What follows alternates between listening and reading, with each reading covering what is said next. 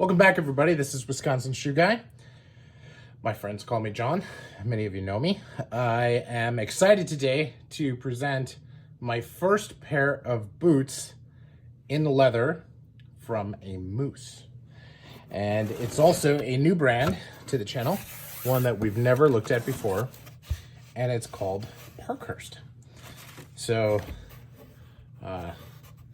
nice little thank you note here. And I got a discount on the boots. Not sure if they usually come in a box or not, but this box was great for shipping. And candidly, I don't need another box, so I'm totally okay with that. You've got some nice, thick, braided waxed laces, and these are flat. And we take a look here, and here are the boots. Now, they're very cold. I just brought them in from the mailbox. It shipped U.S. mail. They shipped out on Friday. Today's Monday. They arrived all the way from upstate New York to Chicago. So really can't complain there. Now, this is unlined. Right? Unlined moose. This is your reverse suede part. Right? And we're just gonna take a look at these here. First time looking at the brand, so usually we like to take a little bit of a look inside the shoe or boot. Now these are Goodyear welted. We just look along the outside here. Very light fudging, and you can see the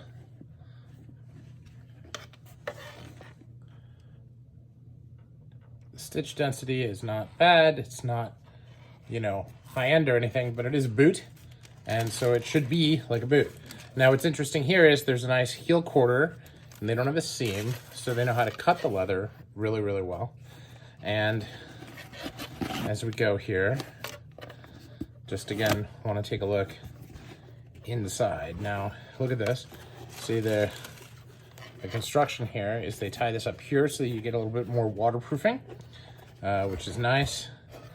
And then inside you have a moose leather heel, and then it goes to your standard leather insole inside. And that feels fine. Heel has a little bit of a pad on it, so we'll have to see how that is for fit. You can see behind the heel cap there is a seam. All pretty standard stuff. And again, it's unlined, but they did the facing, they lined the facing, and they lined the back for support because you want it to be solid. I have some where they didn't line those at all, and it's candidly a little bit on the thin side. So here they did good. Nice big grommets. Nice solid speed hooks. I don't like the speed hooks that I can just bend with my finger. So they did good there. Now, these weren't in stock at first. He reached out to me, he said, here's some pictures. I have one pair, they're a little bit darker than production. So if you want them, you can have a little bit of a discount, which I took. And I actually like these a little bit better. I think they're more versatile for my wear, being a little darker. So goes well for me. And see, these come with boot bag, and really nice one. And there is their logo for Parkhurst. And on this one, let's start with the sole. So this is a city profile commando sole. City profile meaning that when you look at it from the edge, you really don't see the lugs, because the lugs are in quite a bit. They sew through this flat part, which is pretty standard. And this is US sizing. And you can see they've nailed that heel cap or top lift there in place. And that does not necessarily look like a leather heel stack, although it could be. It's hard to tell, but I doubt it. And overall, a very good, solid, functional boot, delivered as expected. Now, there's some wear here. There's some scarring. You can see this is natural texture, so it's not going to be uniform. See the color changes. That's all part of buying a natural texture boot. If you don't like that, just get embossed calf. It'll be the same everywhere.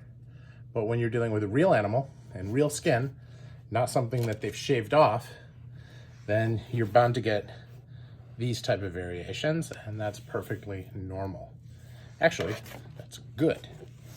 Here is the welt, pretty clean where they've joined it together. Look at the same on the other boot. It's not clean this one part, but on the storm melt it's clean. But right here, there's a little piece there that I could burn off using a cigarette lighter. Not a big deal.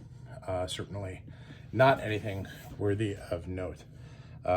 Generally, these are pretty good. This, you condition the shoes once, that goes away. You can see the stitching here. Not necessarily even. Sometimes there's some spacing. Here it gets narrower. That's because this is a person doing it, and they're not getting paid what the people who've been doing this 40-50 years at the big English workshops are getting paid to do it, so that it's perfectly evenly. It's not bad, and when you look at this from your eyes to the ground, you certainly don't see anything like that. Just something that I noticed, because I look at a lot of shoes and boots. So all in all, just a wonderful set of boots. I can't wait to get them on the hoof. I plan to wear them tomorrow to do some schlepping around with my dad and see how they fare after a day. Now, the heel and the toe are structured, meaning there's elastic or leather in between that's holding it together. So that is something I want to take a closer look at. What's interesting is that the unlined part in the shoe is still unlined, which means that this is outside of the heel cap. Usually it's between the lining and the exterior, so they just instead here did it in the cap. So now when I have other shoes that have that structure and they're unlined, they actually have lining in that particular spot. So again, different way of doing it. Not good, not bad, just something that we'll report back on later. So thanks for watching. This is Wisconsin Shoe Guy, and these are my first boots from Parkhurst and my first boots in Moose for my exotic week. So hope you guys all enjoy, and wishing you a great day.